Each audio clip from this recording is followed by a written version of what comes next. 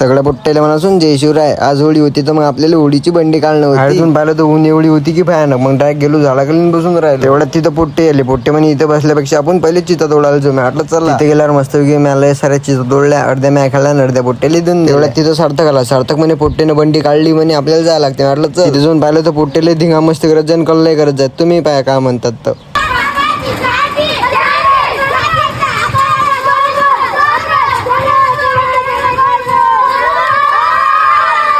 पोट्टे काय नाही रे बा. जिथे लाकूड दिसलं उचललंच होय बंडीत टाकलंच होय. आणि जागावर बंडी आणली की उलटी करून देत जात. बाकी काय नाही. सगळ्या पोट्टे घेतलं आणि डायरेक्ट गेलो मग आम्ही एरंड्याच्या झाडा आणले. तुम्ही म्हणत असाल एरंड्याच्या झाडाचं तुम्हाला काय काम पडलं सांग तू बळे ब्लॉक पाहत राहा. प्रत्येकाने एक एक झाड घेतलं आणि डायरेक्ट निघालो आम्ही होळी जोड जायसाठी. इथे आल्यावर सगळ्या पोट्टेले तर पहिले एक एक वाल्या फेपशा दिल्या कारण त्याला थकले होते. मग आलो मी घरी मस्त कपडे गिपडे बदलून घेतले आणि डबल निघालो होळी जोड जायसाठी. तिथून पाहिलं तर होळी करणं लागली होती. अर्ध्या घंट्यातच होळी पूर्ण लावून घेतली आणि ते एरंड्याच्या झाडं पण लावले. एरंड्याच्या झाडाचा लय मान असते. होळ्याच वेळेत होळीचं दहन पण झालं. थोड्याच वेळात तिथं सजाऊ आले ते नाही पुरा माहोल करून टाकला. सार्थकन मी बंडिताच्या घरी गेलो त्याच्याकरता आरतीचा डाट घेऊन आलो कारण त्याच्या घरची दरवर्षी पूजा मीच करत होतो. जवळ आलो पूजा करून घेतली. आजच्या एवढंच भेटू मग पुढच्या ब्लॉग मध्ये. ब्लॉगला नसेल तर लाईक शेअर फॉलो करून टाका.